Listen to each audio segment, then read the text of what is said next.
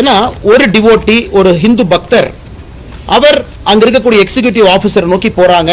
அந்த ஈஓட்ட கேட்கறாங்க, 28/10/2025 ஒரு அந்த ஹிந்து டிவோட்டியாக இருக்கக்கூடிய ராம ரவிக்குமார் அவர்கள் இந்த மாதிரி தீபத்தை ஏற்ற வேண்டும். எங்க ஏற்றணும்னா தீபத்தூண்ல ஏற்ற வேண்டும்.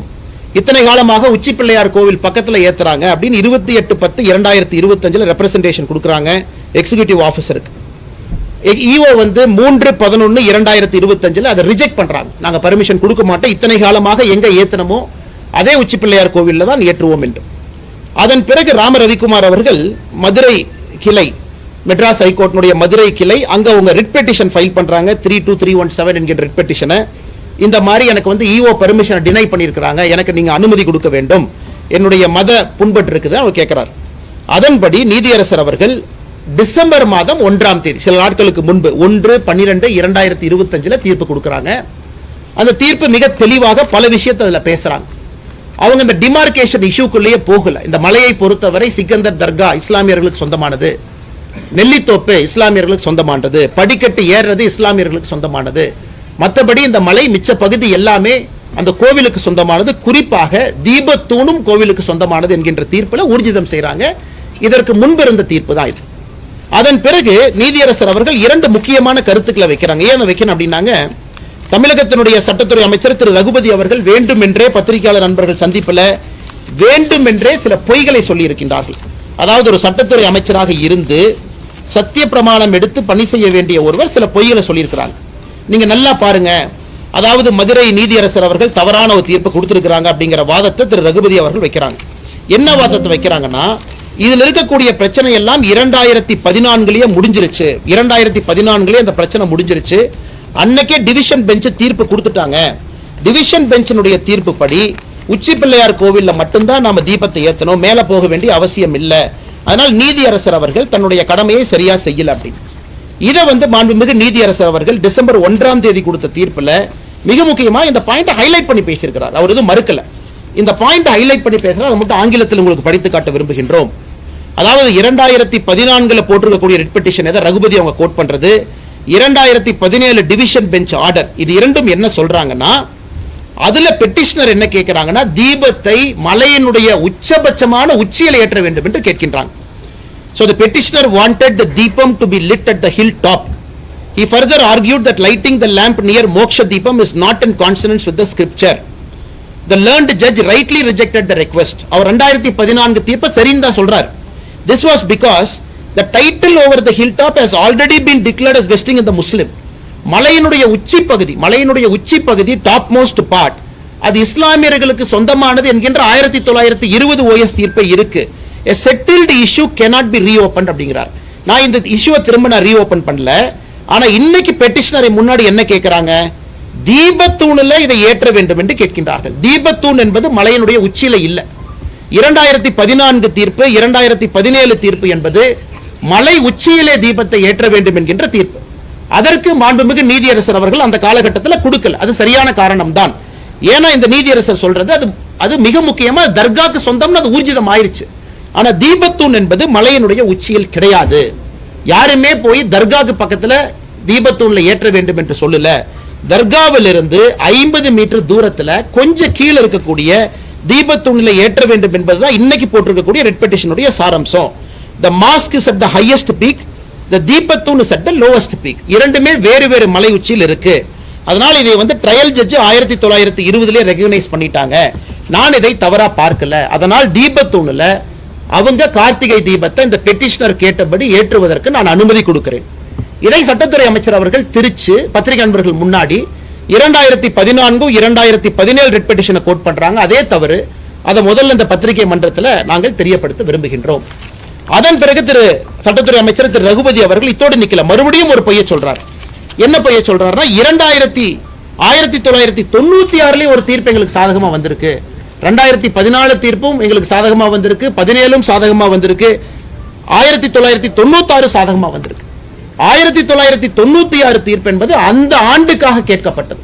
அப்ப நீதியரசர் சொல்றாங்க, 1994 உச்சி பிள்ளையார் கோயில் ஏத்துங்கன்னு சொன்னேன், 95 ஏத்துங்கன்னு சொன்னேன், இப்ப நீங்க 96 கேட்கறீங்க, எனக்கு 3 நாள் மட்டும்தான் இருக்கு, ஆனால் இந்த ஆண்டு நீங்க உச்சி பிள்ளையார் கோவில்ல ஏத்துங்க, அதே நேரத்தில் தேவஸ்தானமோ வேறு யாரோ வேறு இடத்துல ஏற்ற வேண்டும் என்றால் அதுக்கு ப்ரொசீஜரும் கொடுக்குறாங்க.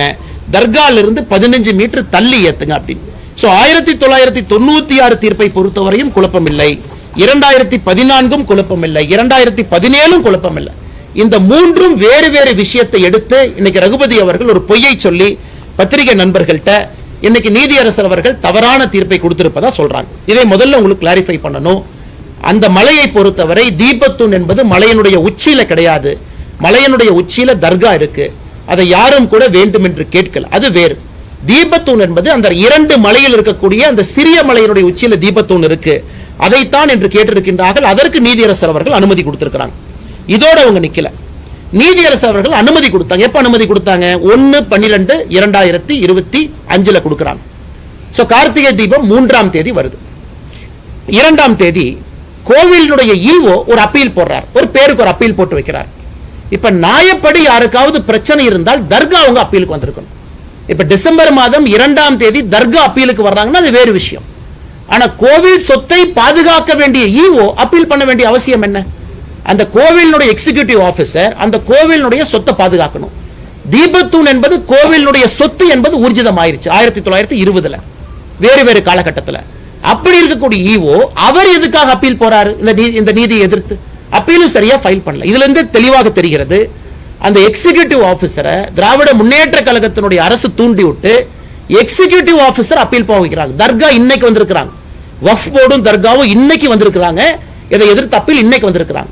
2ஆம் தேதி ஈவோ அப்பீல் செய்ய வேண்டிய கட்டாயமே இல்லை. காரணம் ஈவோனுடைய முதல் கடமை கோவில் சொத்தையும் தீபத்தோனையும் ப்ரொடெக்ட் பண்ணும். அடுத்து 3ஆம் தேதி ஈவோ சொல்றாங்க, இல்ல நாங்க மலை உச்சியில ஏத்த மாட்டோம், தீபத்தூண் ஏத்த மாட்டோம் என்று சொல்லுகின்றார். அதற்கு இந்த petitioner Rama Ravikumar contempt of court வர்றாங்க. 5 மணிக்கு கண்டெம்ட் ஆஃப் கோர்ட் பெட்டிஷன் எடுக்கிறாங்க. கார்த்திகை தீபம் 6 மணிக்கு. அந்த பெட்டிஷன் வரும்போது தமிழ்நாடு அரசுடைய வழக்கறிஞர் சொல்றாங்க, இல்ல 6 மணி வரைக்கும் பொறுங்க, 5 மணிக்கு எடுக்கிறீங்க. நீதியரசர் அவர்கள் 5 மணிக்கு எடுத்த கண்டெம்ட் ஆஃப் கோர்ட்டை 6:05 வரைக்கும் தள்ளி வைக்கிறார். 6:05க்கும் தீபம் ஏற்றப்படவில்லை என்கின்ற ஒரே காரணத்தினாலதான் நேரடியா பெட்டிஷனருக்கு சொல்றாங்க, நீங்க 10 பேரத்தோட மலை மேல ஏறலாம், உங்களுக்கு மதுரை உயர்நீதிமன்றத்தில் இருக்கக்கூடிய சிஐஎஸ்எஃப் பாதுகாப்பு இருக்கக்கூடிய சிஐஎஸ்எஃப் அதனுடைய கமாண்டன்ட் பாதுகாப்பு கொடுப்பாங்க. ஏன் சொல்றாங்க? 1ஆம் தேதி கொடுக்கப்பட்ட தீர்ப்பு நேரடியா கமிஷனருக்கு டைரக்ட் பண்றாங்க, போலீஸ் கமிஷனருக்கும் கலெக்டருக்கும். நீங்க இதை தீபத்தை ஏற்றுவதற்கு உறுதுணையா இருக்கணும். 1ஆம் தேதியும் கமிஷனர் நடவடிக்கை எடுக்கல, 2ஆம் தேதியும் கமிஷனர் நடவடிக்கை எடுக்கலனா மாநில அரசினுடைய காவல்துறை அதிகாரிகள் தன்னுடைய கடமையை சரியா செய்யல. அந்த கடமையை செய்யாத காரணத்தினாலதான் இது ஜுடிஷியல் ஓவர் ரீச் கிடையாது.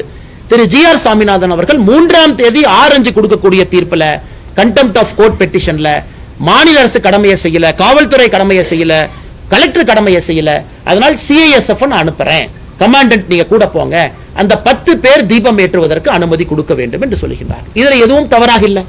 இதை எதிர்த்து மறுபடியும் அங்க இருக்கக்கூடிய இரண்டு நீதிபதிகள் இருக்கக்கூடிய அமர்வு டிவிஷன் பெஞ்சுக்கு போறாங்க.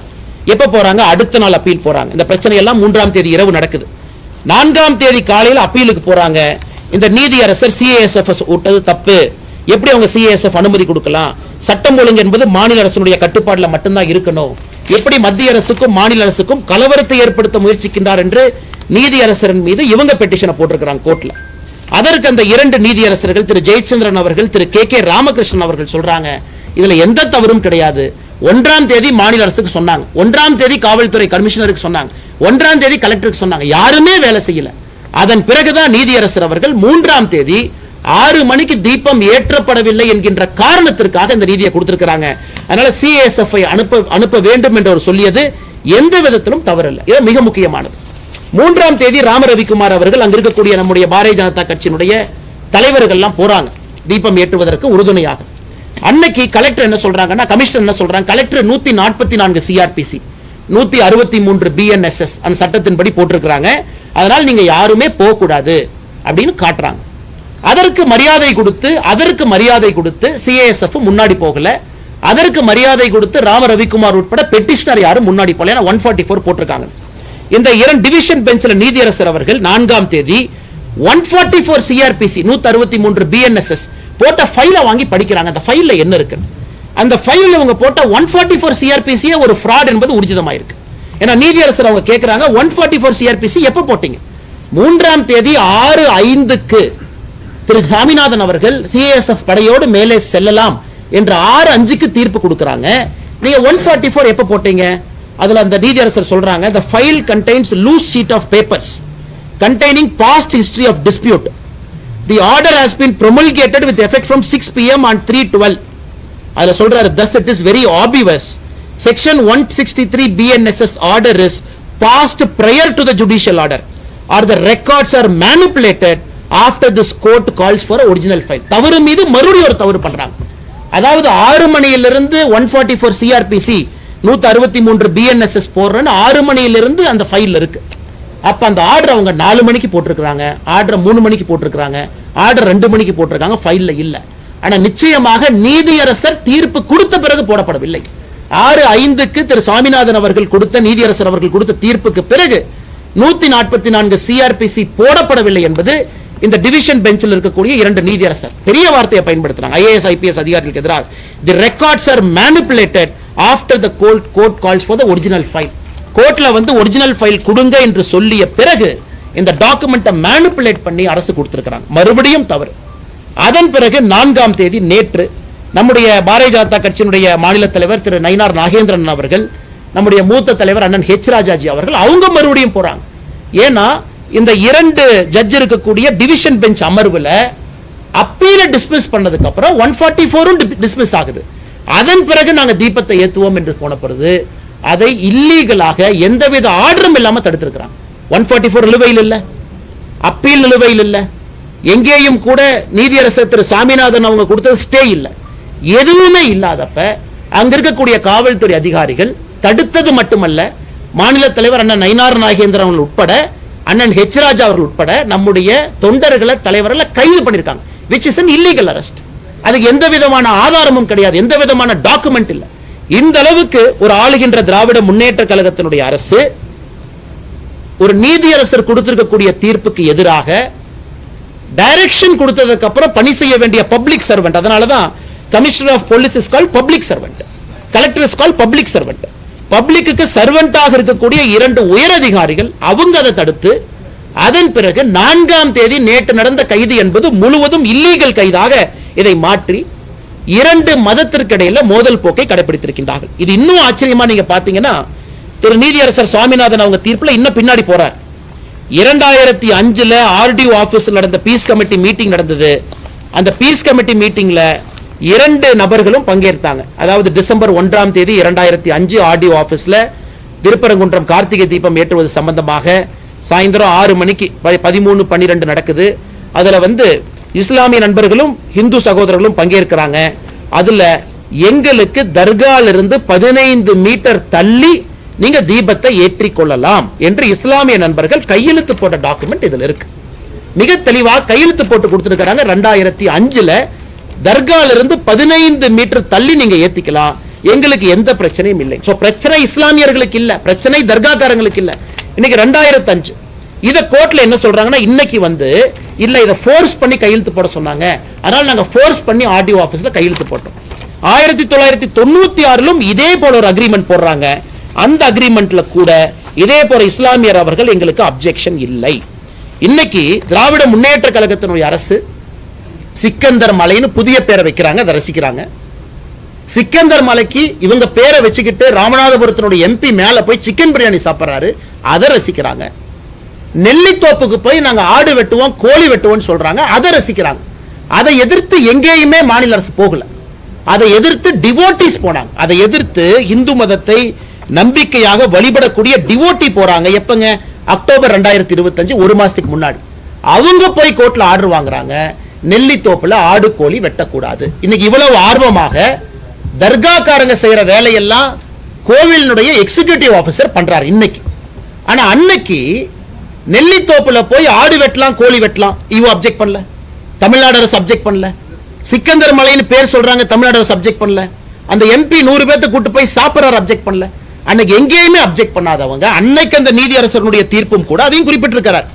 மாநில அரசு அப்ஜெக்டே பண்ணல, 2 இந்து பக்தாதிகள் அப்ஜெக்ட் பண்ணதுக்காக இந்த தீர்ப்பு கிடைச்சிருக்கு.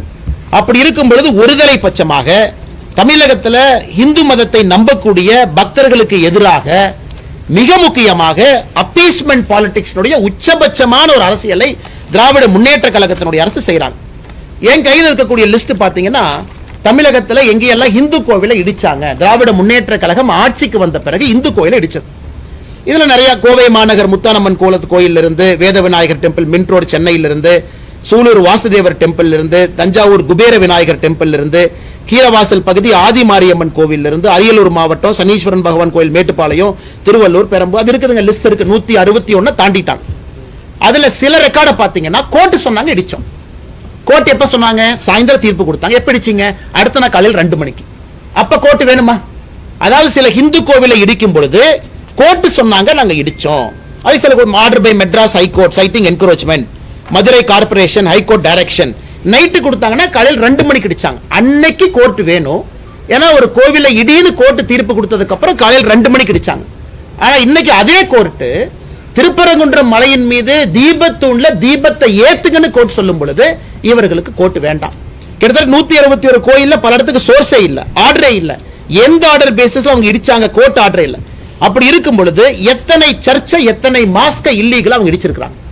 திராவிட முன்னேற்ற கழகம் ஆட்சிக்கு வந்த பிறகு 2021 மே 6ஆம் தேதியிலிருந்து தமிழகத்தில் இல்லீகலாக இருக்கக்கூடிய ஒரு சர்ச் என்கரேஜ்மெண்ட், மக்களுடைய பயன்படுத்தக்கூடிய அல்ல புறம்போக்கு நிலம்னு கொடுத்திருக்காங்க. ஒன்னு இடிச்சாங்களா? கிடையாது.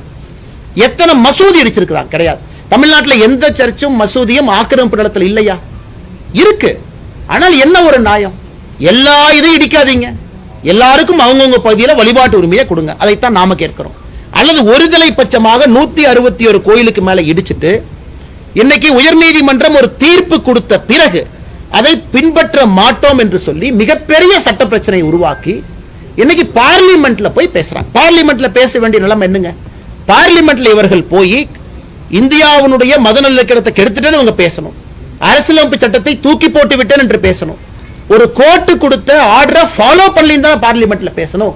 பார்லிமெண்ட்ல போய் என்ன பேசுறாங்க? திராவிட முன்னேற்ற கழகத்தினுடைய எம்பிக்கள், காங்கிரஸ் எம்பிக்கள், விசிகாவுடைய எம்பிக்கள் என்ன பேசுறாங்க இன்னைக்கு? அதாவது தமிழகத்துல இந்து மதவாத சக்திகள் தமிழகத்துல ஜாதி கலவரத்தை, மத கலவரத்தை உருவாக்குறாங்க. இது எப்படி இந்து மதவாத சக்தி ஆகும்? கோர்ட்டுக்கு போய் கோர்ட்ல வெயிட் பண்ணி கோர்ட் ஒரு தீர்ப்பு கொடுத்த பிறகு முறையாக போய் அன்னைக்கு 144 சிஆர்பிசி போட்டிருக்கின்றோம் என்று தவறாக சொல்லியும் கூட அதையும் பின்பற்றி பெட்டிஷனர் திரும்ப வர்றாங்க. நேற்று எந்த ஆர்டருமே இல்லாத நாளில் இல்லீகலா இத்தனை பேர்த்தை கைது செய்துவிட்டு இன்னைக்கு சம்பந்தமே இல்லாம பாராளுமன்றத்தில் போய் இவர்கள் நாடகம் ஆடி கொண்டிருக்கின்றார்கள். இதை இந்த பத்திரிகையாளர் சந்திப்பு மூலமாக தமிழக மக்களுக்கு எடுத்து சொல்லணும். எந்த அளவுக்கு இவங்க ஃப்ராட் பண்ணியிருக்கிறாங்க, எந்த அளவுக்கு பொய்ய சொல்லியிருக்கிறாங்க, எந்த அளவுக்கு ஒருதலை பட்சமாக நடந்திருக்கின்றார்கள், எந்த அளவுக்கு இதே கோயில் ஆடு வெட்டு கோழி வெட்டுன்னு சொன்னும் பொழுது பேசாம இருந்தவங்க இன்னைக்கு தீபத்தூண்ல தீபத்தை ஏற்று என்று சொல்லிய பிறகு இந்த டிராமா பண்றாங்க. சட்டத்தை பாதுகாக்க வேண்டிய சட்டத்துறை அமைச்சர் 2014-17 தீர்ப்பையும் 1996 தீர்ப்பையும் வேண்டும் என்றே திரித்து, அதுக்கும் இந்த கேஸுக்கும் சம்பந்தம் இல்லை, வேண்டும் என்றே திரித்து, இதுல இந்து பெட்டிஷனர் யாரும் மலை உச்சியினுடைய தர்கா இந்துக்களுக்கு சொந்தம் என்று கேட்கவில்லை. That is a settled issue. அது 1920 செட்டில் ஆயிருச்சு. மலையனுடைய உச்சி தர்கா என்பது இஸ்லாமியர்களுக்கு சொந்தம், நெல்லித்தோப்பு இந்துக்களுக்கு சொந்தம் என்று எங்கேயும் கேட்கல. அதையும் செட்டில்ட் இஷ்யூ, அது இஸ்லாமியர்களுக்கு சொந்தம். மேலே ஏற படிக்கட்டு இந்துக்களுக்கு சொந்தம் என்று கேட்கவில்லை, அதுவும் சொந்தம். ஆனா மலை உச்சியில் இல்லாம கீழே இருக்கக்கூடிய தீபத்தூணுல நாங்க கார்த்திகை தீபத்தன்று இதை ஏற்ற வேண்டும் என்று ஏத்த போறவங்களை 2 நாட்களாக அலக்கழிச்சு மதுரை மாநகரத்தையே அல்லோலப்படுத்தி அவ்வளவு காவல்துறையை அனுப்பி மக்களுடைய இயல்பு வாழ்க்கையெல்லாம் கேள்விக்குறிக்காக்கிவிட்டு முதலமைச்சர் அன்னைக்கு காலையில ட்வீட் போடுறார். மதுரைக்கு என்ன தேவை? வளர்ச்சி அரசியலா ஆர் டேஷ் அரசியலா? நான் கேட்கின்றேன், இது ஒரு முதலமைச்சர் போடுற ட்வீட்டா? இது யாரோ சின்ன பசங்க போட்டா ஏத்துக்கலாம். மதுரைக்கு என்ன அரசியல் தேவை? வளர்ச்சி அரசியலா ஆர் டேஷ் அரசியலா? அந்த டேஷ்ங்கிறது என்ன? முதலமைச்சர் தன்னுடைய சமூக வலைதள பக்கத்துல ஒரு டேஷ் என்கின்ற வார்த்தையை கேள்விக்குறியாக்கி விட்டிருக்கார். டேஷ்னா என்ன? முதலமைச்சர் தானே சொல்லணும். fill in the blanks. நீங்கள் நான் என்ன? இது முதலமைச்சருடைய ட்வீட். எந்த அளவுக்கு சிறுபிள்ளைத்தனமாக இவ்வளவு பிரச்சனையை செய்துவிட்டு முதலமைச்சர் அவர்கள் இதை போடுறாங்கன்னா உண்மையாலுமே இந்த முதலமைச்சர் அனைவருக்குமான முதலமைச்சரா? இந்துக்களுக்கான முதலமைச்சரா? இஸ்லாமியர்களுக்கான முதலமைச்சரா? கிறிஸ்தவர்களுக்கான முதலமைச்சரா? ஒரு நீதி நிலைப்பாடு ஒரு சட்டமன்றத்தில் ஒரு நீதிமன்றத்தில் சொல்லும் பொழுது முதல் கடமையாக செய்ய வேண்டிய பொறுப்பு சீஃப் மினிஸ்டருக்கு இருக்கு. அதையும் பின்பற்றல. சிஎஸ்எஃப் தமிழ்நாட்டில் அனுப்ப வேண்டிய நிலைமைக்கு தள்ளப்பட்டிருக்கிறோம். இது சம்பந்தமாக நேற்று தமிழக பாரதிய ஜனதா கட்சி சார்பாக நம்முடைய மாநில தலைவர் திரு நயினார் நாகேந்திரன் சார்பாக நம்முடைய உள்துறை அமைச்சர் அமித்ஷாஜி அவர்களுக்கு சம்பந்தமா பிரீஃப் பண்ணியிருக்கிறோம். என்ன நடக்குது, என்ன பிரச்சனை இங்க இருக்கு, இவங்க எந்த அளவுக்கு தவறான ஒரு விஷயத்தை செஞ்சிருக்கிறாங்க, எந்த அளவுக்கு நீதிமன்ற அவமதிப்பில் இன்வால்வ் ஆயிருக்கிறாங்க. சிஎஸ்எஃப் அன்னைக்கு ஒருவேளை நான் போறேன்னு சொல்லியிருந்தா மாநில அரசனுடைய காவல்துறைக்கும் சிஎஸ்எஃப்க்கும் கைகலப்பு வந்து இந்திய அளவில் மிகப்பெரிய தலைகுனிவாக நம்ம மாநிலத்துக்கு ஏற்பட்டிருக்கும். அவங்க பின்னாடி போயிட்டாங்க. சரி 144 இருக்கா, நாங்க மதிக்கிறோம், பின்னாடி போயிட்டாங்க, அதனால பிரச்சனை இல்லை. ஆனா இன்னைக்கு நீதியரசர் சொல்லியிருக்காங்க இந்த 144 ஃப்ராடு, இவ்வளவு தவறுகளை செய்யவிட்டு இன்னைக்கு சுப்ரீம் கோர்ட்ல ஃபைல் பண்ணியிருக்கிறாங்க. பாருங்க, அபிஷேக் மனு சிங்கிவி அவங்க, விகாஸ் சேகல் அவங்க, இங்க ஒருத்தருக்கு ஃபீஸ் என்னங்க, 20 லட்சம் 30 லட்சம் 40 லட்சம் சிட்டிங் ஃபீ.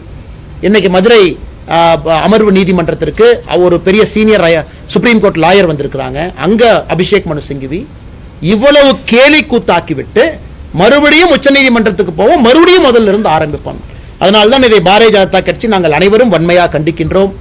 எங்களுடைய மாநில தலைவரிலிருந்து ஆரம்பித்து கட்சியினுடைய கடைக்கோடி தொண்டன் வரை திருப்பரங்குன்றத்தில் தீபத்தூணில் ஏற்றக்கூடிய தீபத்திற்காக உயிரை கொடுத்து பாரதிய ஜனதா கட்சியினுடைய மாநில தலைவரிலிருந்து தொண்டர் வரை நாங்கள் நிற்போம். அதில் எந்த மாற்று கருத்தும் இல்லை. இன்னைக்கு மதுரை அமர்வு நீதிமன்றத்தில் திரு ஜி.ஆர். சுவாமிநாதன் அவர்கள் இந்த கேஸை செவ்வாய்க்கிழமைக்கு தள்ளி வச்சிருக்கிறாங்க. இன்னைக்கு மறுபடியும் கண்டெம்ப்டுக்கு கண்டெம்ப்ட், அதுக்கு ஒரு கண்டெம்ப்ட். இந்தியாவில் எங்கேயும் பார்க்க மாட்டோம். கொடுத்த தீர்ப்புக்கு ஒரு கண்டெம்ப்ட், அந்த தீர்ப்பை சரியா ஃபாலோ பண்ணி ஒரு கண்டெம்ப்ட், அதுக்கு 4ஆம் தேதி ஒரு contempt. So contempt contempt contempt contempt இன்னைக்கு வந்திருக்கு. அது 2ஆம் செவ்வாய்க்கிழமை அன்னைக்கு அதை கையில் எடுக்கிறாங்க. அதனால் அதையும் நாங்கள் கவனிக்கின்றோம்.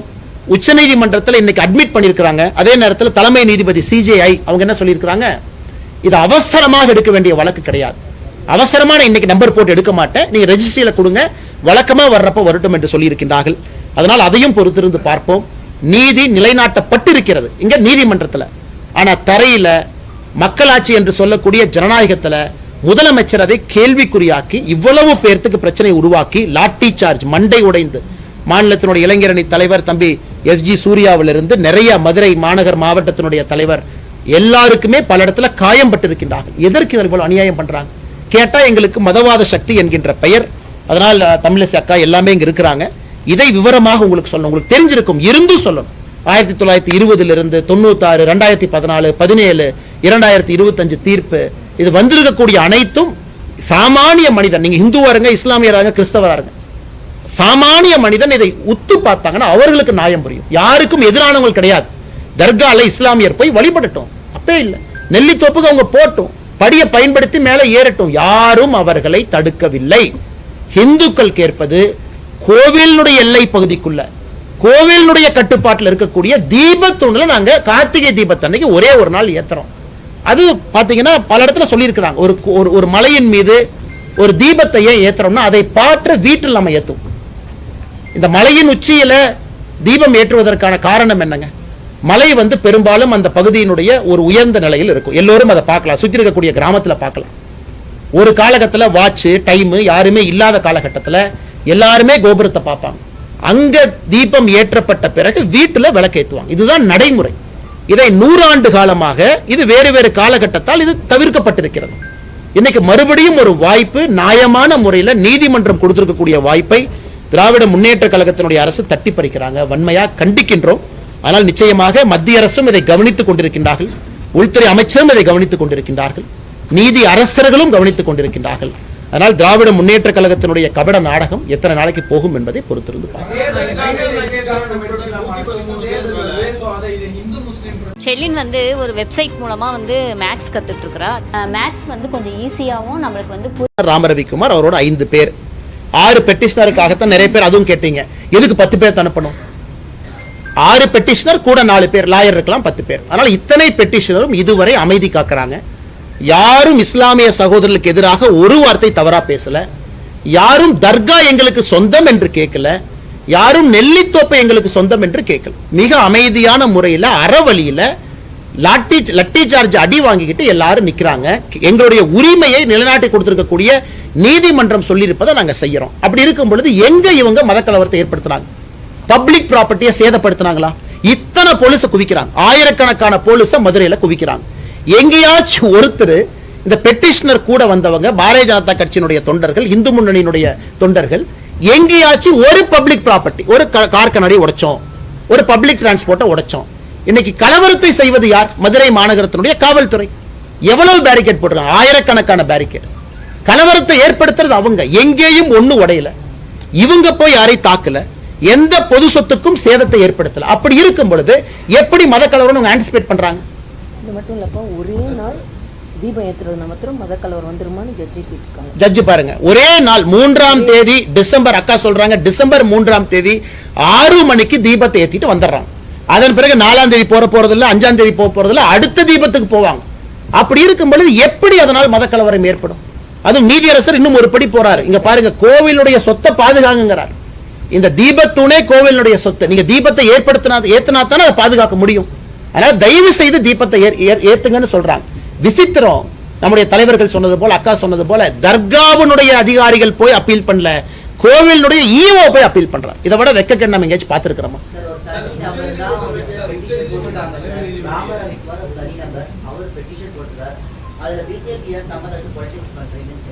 சார், இது ராம ரவிக்குமார் ஒரு பெட்டிஷன் போட்டிருக்காங்க. மொத்தம் 5 பெட்டிஷனர் இருக்காங்க சார். மொத்தம் 6 பேரோட பெட்டிஷனை தான் அந்த நீதியரசர் அவருடைய ரிட் பெட்டிஷன்ல 6 பேர் மொத்தமா எடுத்துக்கிட்டாங்க. 5 பேர் வந்து ஏத்தணும், ஒருத்தர் ஏத்த வேண்டாம், மொத்தம் 6 பேர்.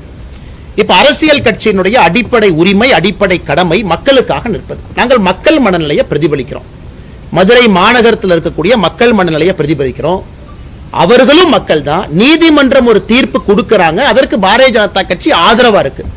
இது அப்ப அரசியல் கட்சி எதுக்கு நடத்தணுங்க? ரகுபதி அவங்க கேட்கறாங்க, பாரதிய ஜனதா கட்சிக்கு இதுக்கும் சம்பந்தம்னா அரசியல் கட்சி எதுக்கு நடத்தணும்? மக்களுடைய மனநிலையை பிரதிபலிப்பதற்கு அரசியல் கட்சி இருக்கு, மக்களுக்காக அரசியல் கட்சி இருக்கு. நீதிமன்றம் சொல்லிய பிறகு அரசு தவறு செய்யும் பொழுது தட்டி கேட்பதற்காக அரசியல் கட்சி இருக்கு. அரசியல் கட்சியினுடைய அடிப்படை கடமை இது. அதனால்தான் திரும்ப சகோதரர் கேட்கிற, நீங்க ரகுபதி அண்ணா கேட்கணும், யாராவது பாரதிய ஜனதா கட்சியினுடைய தொண்டனோ தலைவனோ பொது சொத்துக்கு சேதத்தை ஏற்படுத்தினோமா அப்படின்னா அவர் கேட்கிற கேள்வி கரெக்ட். எங்கேயாவது நாங்க மத கலவரத்தை ஏற்படுத்தினோமா? எங்கேயுமே கிடையாது. மக்களுடைய மனநிலையை பிரதிபலித்து, இந்துக்களுடைய உணர்வை பிரதிபலித்து பாரதிய ஜனதா கட்சி களத்துல பெட்டிஷனருக்காக, மக்களுக்காக போராடி கொண்டிருக்கின்றோம். அதே நேரத்தில் இந்த தீர்ப்புல தெரியா சொல்றாங்க, பர்சன் ஆஃப் இன்ட்ரெஸ்ட். பெட்டிஷனர் மட்டும் பர்சன் ஆஃப் இன்ட்ரெஸ்ட் இல்லைங்க. இந்து மதத்தை நம்பக்கூடிய எல்லோருமே பர்சன் ஆஃப் இன்ட்ரெஸ்ட் தான். ராம ரவிக்குமார் மட்டுமா? இல்லை. ராம ரவிக்குமார் சொல்றத நான் நம்புறேன் அப்படின்னா நானும் பர்சன் ஆஃப் இன்ட்ரெஸ்ட். அது தமிழ்நாடு என்டோமெண்ட் HRNC அதுவும் இருக்கு. அதனால் ராம ரவிக்குமார் பெட்டிஷனா இருக்கலாம், அதை நம்பக்கூடிய நானும் பர்சன் ஆஃப் இன்ட்ரெஸ்ட் என்பது பல தீர்ப்புல சொல்லியிருக்கிறாங்க. அதனால் எல்லோருக்கும் ஆதரவாக நாங்கள் நின்று கொண்டிருக்கின்றோம் என்கின்ற கருத்தை பணிவாக உங்களுக்கு தெரிவித்துக் கொள்கிறேன்.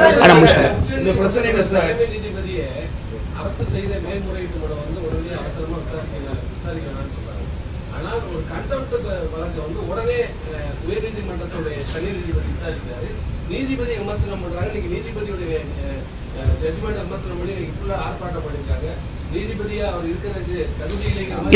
இன்னைக்கு நீதியரசர் அவர்கள் இன்று காலையில உச்சநீதிமன்றம் போன்ற ஒரு நடவடிக்கை போது உயர்நீதிமன்ற தனிநீதிபதி ஒரு உள்நோக்கத்தோட செயல்படுறாங்க ஒரு குற்றச்சாட்டு. அண்ணா, இதுல உள்நோக்கம் என்கின்ற, அதனாலதான் ரொம்ப டீட்டெயிலா ஜட்ஜ்மெண்ட் பேசுறோம்.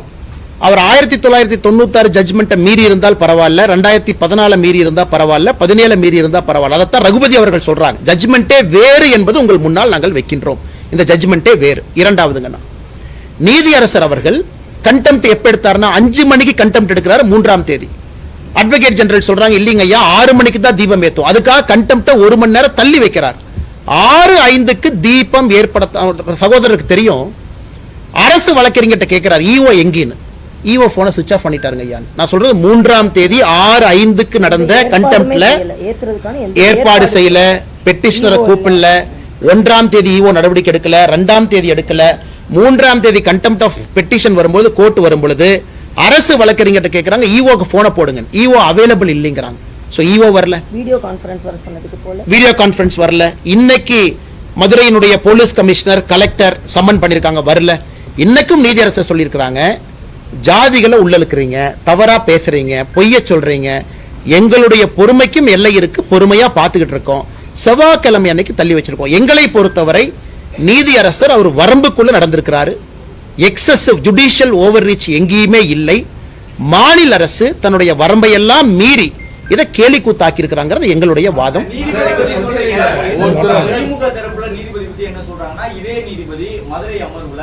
அந்த நீர் வழித்தடங்களை கண்காணிப்பதற்கான அமர்வுல நீதிபதியா இருக்காரு. இன்னைக்காச்சும் ஒரு நாள் நீர் வழித்தடம் ஆக்கிரமிக்கப்பட்ட பொழுது இந்த சிஐஎஸ்எஃப் வீரர்களை அனுப்பி அவர் அந்த ஆக்கிரமிப்பை அகற்றியது உண்டா? திமுக அண்ணா இன்னைக்கு ஒத்துக்கிறங்கன்னா ஒரு வாதம். அது இன்னைக்கு ஒரு எக்ஸ்ட்ரானரி கேஸ்.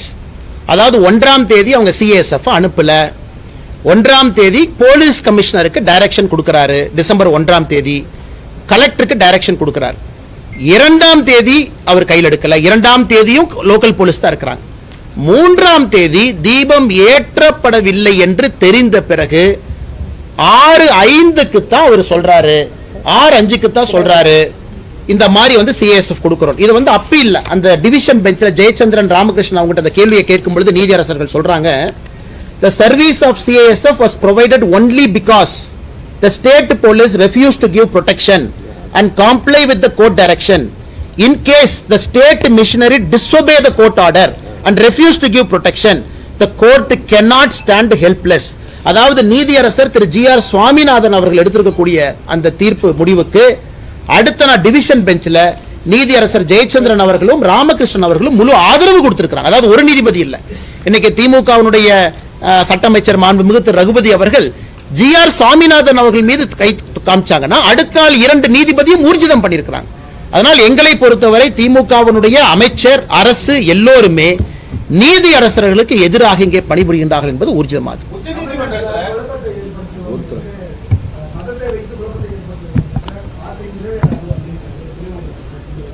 துரைமுருகன் ஐயாக்கு தெரியுமா எனக்கு தெரியலீங்க. துணை முதலமைச்சர் திரு உதயநிதி ஸ்டாலின் அவர்களுக்கு எஸ்ஐஆர்னு என்னன்னே தெரியல. பத்திரிகை நண்பர்கள் எஸ்ஐஆர் கேட்டதுக்கு புது விளக்கம் கொடுக்கிறார். இந்தியாவில் யாருமே எஸ்ஐஆருக்கு ஒரு துணை முதலமைச்சராக இருக்கிறவருக்கு எஸ்ஐஆர் விளக்கமே தவறு. ஆனால் உண்மையாலுமே அவருக்கு இந்த கோர்ட் இஷ்யூ தெரியுமா, ஜட்ஜ்மெண்ட் தெரியுமா, தெரிஞ்சுதான் பேசுறாரா அப்படிங்கிறது மாண்புமிகு துணை முதலமைச்சரின் மீது எங்களுடைய குற்றச்சாட்டு. இரண்டாவது, மாண்புமிகு துணை முதலமைச்சர் அவர்கள் இன்னைக்கு புரிஞ்சுக்கணும், இவர் 1ஆம் தேதி சொன்னாங்க, 2ஆம் தேதி சொன்னாங்க, 3ஆம் தேதி சொன்னாங்க. அன்னைக்கு துணை முதலமைச்சர் எங்க போனாரு? அதாவது அவர்கள் ஆட்சியில் இருக்கக்கூடிய காவல்துறைக்கு டைரக்ஷன் கொடுத்திருக்கிறாங்க. பின்பற்ற வேண்டியது துணை முதலமைச்சருடைய பொறுப்பு, எதுவுமே செய்யல. இன்னைக்கு வந்து இந்த மாதிரி மத கலவரத்தை ஏற்படுது. திரும்ப திரும்ப நாங்க சொல்றாங்கன்னா, மத கலவரம் என்பது பொது சொத்துக்கு தீ வச்சாங்களா? இஸ்லாமிய நண்பர்களை யாராவது இங்க தவறா பேசினாங்களா? இஸ்லாமிய நண்பர்களுடைய சொத்தாக இருக்கக்கூடிய தர்கா இந்துக்களுக்கு சொந்தம் என்று எங்கே சொன்னாங்களா? நெல்லித்தோப்பு கொடுங்கன்னு திரும்ப கேட்டாங்களா? எங்கேயுமே இல்லை. ஆனா இதே உதயநிதி ஸ்டாலின் அவர்கள் அந்த ஸ்கந்தர் மலையை சிக்கந்தர் மலை என்று சொல்லும் போது எங்க போனாரு? இதே உதயநிதி ஸ்டாலின் அவர்கள் ஆடு கோழி வெட்டுவோம் நெல்லித்தோப்புல சொல்லும் போது எங்க போனாரு? இன்னைக்கு மட்டும் கிளம்பி வர்றாருன்னா உதயநிதி ஸ்டாலின் அவர்கள் எல்லோருக்குமான துணை முதலமைச்சரா இல்ல குறிப்பிட்ட சமுதாயத்திற்கான துணை முதலமைச்சராங்கிற கேள்வியை நாங்களும் கேட்போம்ல.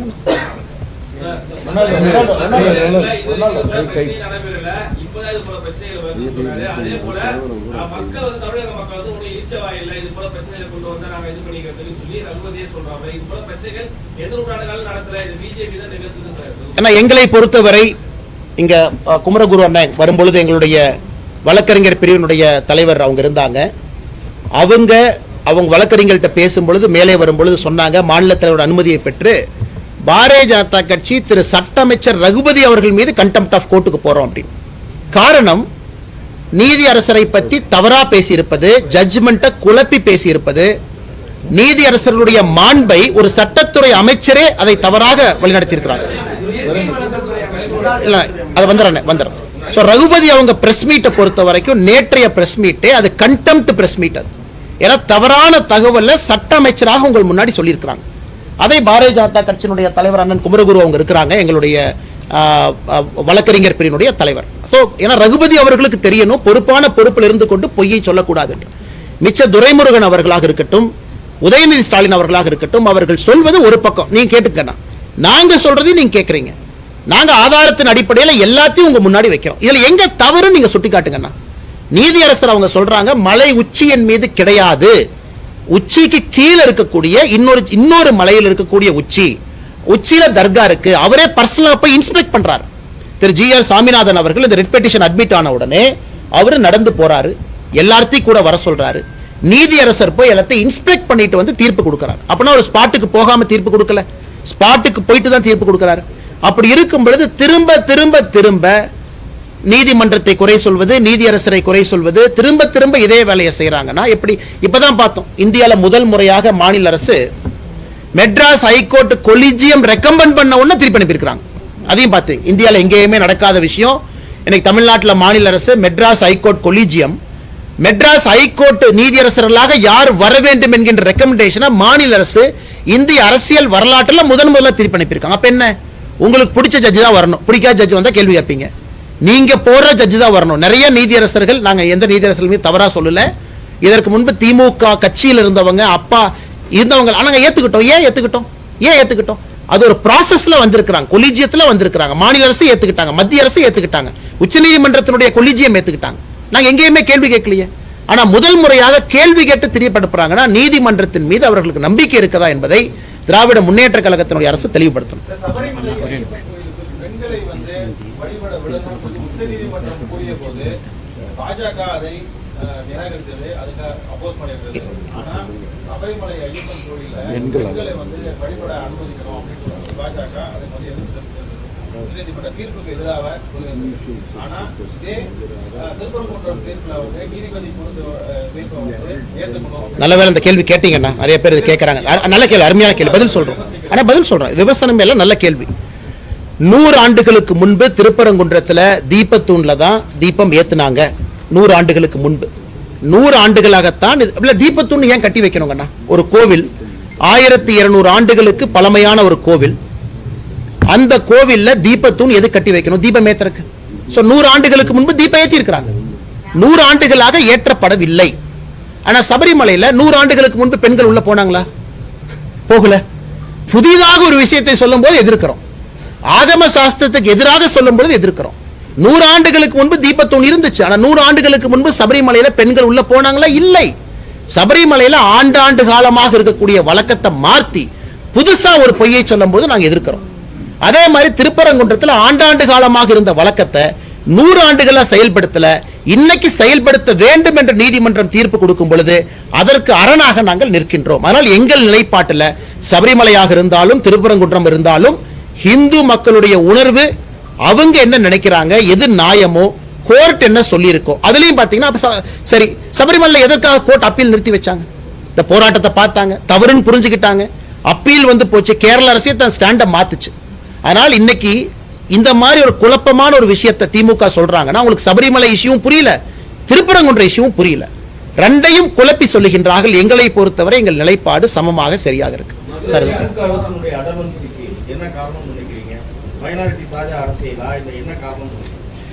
ஒரு மூத்த ஆசிரியர், நீங்க பத்திரிகையாளர், உங்களுக்கு தெரியும், எங்களை பொறுத்தவரை மிக தெளிவாக மைனாரிட்டி அப்பீஸ்மெண்ட் பாலிடிக்ஸ் தமிழ்நாட்டில் திராவிட முன்னேற்ற கழக அரசு வெட்கத்தை எல்லாம் விட்டு அடுத்த கடத்துக்கு போயிட்டாங்க. இன்னைக்கு நீதிபதிக்கு எதிராக அங்க இருக்கக்கூடிய ஜமாத் மக்களை வர சொல்றாங்க, பேரணி போனுங்கிறாங்க, போஸ்ட் அடிச்சு ஒட்டுறாங்க. அங்க இருக்கக்கூடிய ஒரு ஜமாத் நீதிமன்றத்திற்கு முற்றுகை போராட்டம் கால் பண்ணியிருந்தாங்க 4ஆம் தேதி. யாராச்சும் கைது பண்ணாங்களா? ஒரு நபரை கைது பண்ணிருக்காங்களா? சொன்னவங்களை கைது பண்ணிருக்காங்களா? எதுவுமே கிடையாது. ஆனா சோசியல் மீடியால போஸ்ட் போட்டா கைது. இதுல இருந்து என்ன சொல்லுது? இங்க இருக்கக்கூடிய இந்துக்களுக்கு ஒரு நியாயம், இன்னொரு மதமாக இருந்தால் ஒரு நியாயம். மிக தெளிவு. நீதிபதி அவர்கள் ஒரு நீதிபதி இல்ல சார், ஜி.ஆர். சுவாமிநாதன் அவங்க கொடுக்குறாங்க, அதுக்கு மேல டிவிஷன் பெஞ்ச் 2 நீதிபதி ஊர்ஜிதம் செய்யறாங்க. அப்படி சொல்லியும் கூட கேட்க மாட்டேன் அப்படின்னு திராவிட முன்னேற்ற கழகம் நிக்கிறாங்கன்னா தாஜா மத அரசியல் கையில் எடுத்திருக்கிறாங்க. தேர்தலுக்கு மைனாரிட்டி வாக்குகளை அப்படியே லட்டு மாதிரி சிந்தாம செதறாம திமுக எடுக்க வேண்டும் என்று நினைக்கிறாங்க. இதை உண்மையை சொல்ல வேண்டும் என்றால் நிறைய இஸ்லாமிய நண்பர்களும் கிறிஸ்தவ நண்பர்களுமே அதை விரும்பல. தேவையில்லாம ஏன் தர்காவே வந்து பெட்டிஷன் இல்லைங்க சார், 3ஆம் தேதி தர்கா வரல, 4ஆம் தேதி தர்கா வரல, இன்னைக்கு தான் தர்கா வந்திருக்கிறாங்க. வெறும் எக்ஸிகியூட்டிவ் ஆபீசர் இந்து கோவிலை ப்ரொடெக்ட் பண்ண வேண்டிய ஈவோவை தூண்டி விட்டு இந்த கபட நாடகத்தை போடுறாங்க. அதனால் மைனாரிட்டியும் இதை ரசிக்கல, மெஜாரிட்டியும் ரசிக்கல. கடைசியில் அப்பம் தின்ன குரங்கு 2 அப்பத்தை தின்ன மாதிரி எந்த ஓட்டும் வரப்போறதில்லை. நடுத்தெருவில் தான் திராவிட முன்னேற்ற கழகம் இருக்க போறாங்க. 2026 தேர்தல் ஊர்ஜிதம் செய்யும் தேசிய ஜனநாயக கூட்டணி அமித்ஷாஜி அவர்கள் சொன்னது போல 3ல் 2 பங்கு மெஜாரிட்டியோடு வெற்றி பெறும்.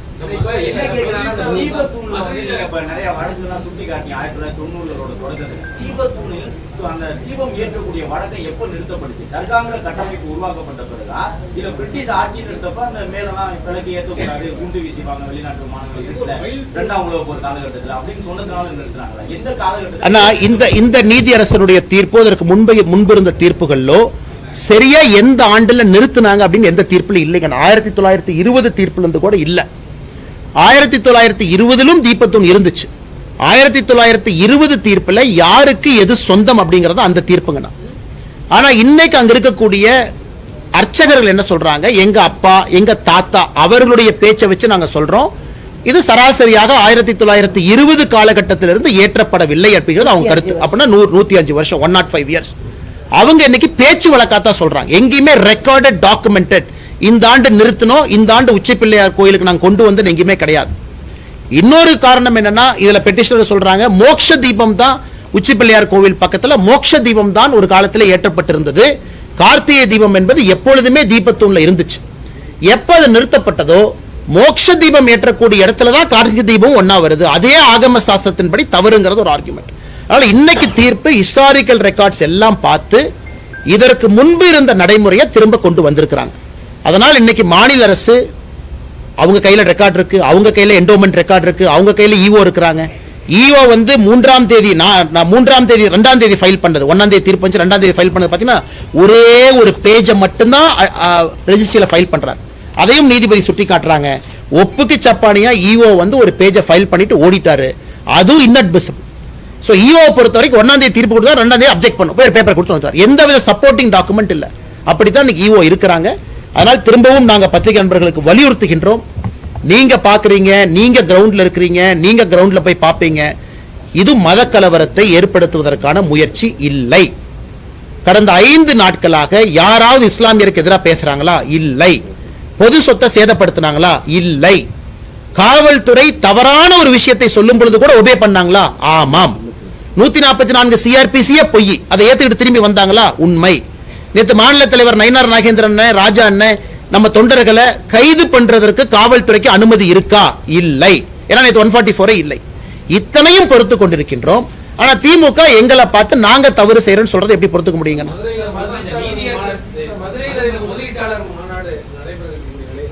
மதுரையுடைய மாண்பை குலைக்கிறதுக்கு சர்வதேச முதலீட்டாளர்கள் மத்தியில் வந்து மதுரையுடைய நற்பெயரை கெடுக்கிறதுக்கு தான் பாஜக இது மாதிரி. அண்ணா 1ஆம் தேதி தீர்ப்பு வந்துச்சு, 3ஆம் தேதி 6:05க்கு தீபத்தை விட்டுந்தாங்கன்னா எல்லா பிளைட்டும் மதுரையில இறங்கி இருக்கும், எல்லா இன்வெஸ்டரும் வந்திருப்பாங்க. யாரு பிரச்சனை ஏற்படுத்தினது?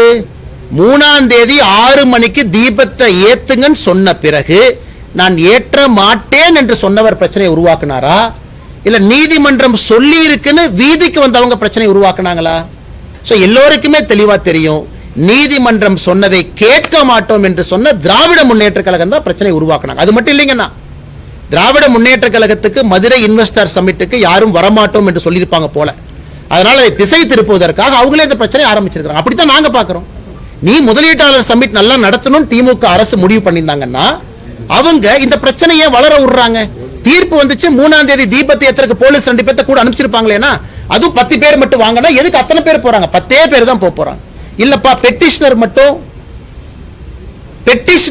6 பேர் வாங்கப்பான்னு கமிஷனர் சொல்லியிருந்தா 6 பேர் மட்டும் போக போறாங்க. அதுவும் சொல்லல. அதுல ஆச்சரியம் பாருங்க, ராம ரவிக்குமார் அவர்கள் கமிஷனர் சொல்றாங்க, ஐயா 144 போட்டீங்க, ஆனா 144ல 3 பேர் போறதுக்கு அனுமதி இருக்குல்ல. கமிஷனர் முழிக்கிறார், இதான புதுசா இருக்கேன், 3 பேர்த்தையும் விட மாட்டேன்னா தப்பு செஞ்சது யார்? 144ல 3 பேர் போறதுக்கு அனுமதி இருக்குல்லனா, பிலோ 4 4க்கு எக்ஸீட் ஆகக்கூடாது, 4 பேர். ஏன் அது 3 அனுமதிக்கல, 4 அனுமதிக்கல? 144 போட்ட பிறகு 163 BNSS 3 பேர் அனுமதிச்சிருக்கலாமே, 3 பேர் போய் தீபத்தை ஏத்திட்டு வந்திருப்பாங்களே. அங்க இருக்கக்கூடிய 1000 பேரும் போக வேண்டும் என்று சொல்லலீங்கன்னா 3 பேர் போனாலும் எங்களுக்கு சம்மதம் தான். அதையும் விடாம இன்னைக்கு கலவரத்தை ஏற்படுத்தி இருப்பது திராவிட முன்னேற்ற கழகத்தினுடைய அரசு. அதனால் இங்க வந்திருக்கக்கூடிய எல்லா பத்திரிகை நண்பர்களுக்கு எங்களுடைய தாழ்மையான நன்றிகளை தெரிவித்துக் கொள்கின்றோம். எல்லாருமே பெரிய அளவில் வந்திருக்கிறீங்க. ஆனா அந்த கேஸ் நிக்காதுங்கண்ணா, அது இல்லீகல் கேஸுங்கண்ணா. அதனாலதான் அவங்களுக்கே தெரியும், மாநில தலைவரை கைது பண்ணாங்க, கூட்டிட்டு போனாங்க, மண்டபத்தில் வச்சாங்க, என்ன பண்றதுன்னு தெரியல, 10:30 மணிக்கு விட்டாங்க. ஏன்னா அவர்களுக்கே தெரியும் எந்த ஆதாரத்தின் அடிப்படையில் கைது பண்ணீங்க. 144 நிலுவையில் இருக்கா? இல்லை.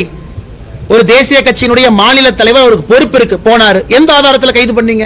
என்ன ஒரு வயலேட் பண்ணாரு? என்ன செக்ஷனை வயலேட் பண்ணாரு? எதுவுமே வயலேட் பண்ணல. பப்ளிக் ஆர்டர்ங்கிறது யாரு? நீங்களே உருவாக்குறீங்க. பப்ளிக் ஆர்டர் தான் நாங்க ஃபாலோ பண்றோம், நீதிமன்றத்தினுடைய தீர்ப்பு. அதனால் இது எல்லாமே உச்ச நீதிமன்றத்தில் செவ்வாய்க்கிழமை மதுரை உயர்நீதிமன்ற கிளையில அவருடைய முகத்திரை மறுபடியும் கிளியும். இப்பவும் நம்முடைய கட்சி தலைவர்கள் எல்லோரும் பொறுமையா தான் இருக்கிறோம். செவ்வாய்க்கிழமை என்ன சொல்றாங்க, உச்ச நீதிமன்றத்தில் என்ன சொல்றாங்க. அதனால் இதை புரிந்து கொள்ள வேண்டும். மத கலவரத்தை நாங்க உருவாக்கல, திராவிட முன்னேற்ற கழகம் உருவாக்க முயற்சி பண்றாங்க. நன்றிங்க. அண்ணே வாங்க, அண்ணே ரொம்ப நேரம் பேசுறோம், பேசுவோம் வாங்க சார். சரி எல்லாம் பேசியாச்சு ஏதாவது மிஸ் ஆகிருந்தாலும் சொல்லிடுங்க. வாங்க பிடிச்சிக்கலாம். என்ன போலாமா மேடம்? இங்கிலீஷ் மட்டும் பேசிடலாமா? அக்கா நல்லா இருக்கீங்களா? நல்லா இருக்குங்களா அக்கா? இங்கிலீஷ் மட்டும் பேசிடலாங்களா சார்? அப்படியே இங்கிலீஷ் பேசலாமா? ஆனால் எல்லாம் ஒன்றா பேசிடுறோம் மேடம். ஆனால் இது தமிழில் எடுத்து கொடுத்துடலாருங்க.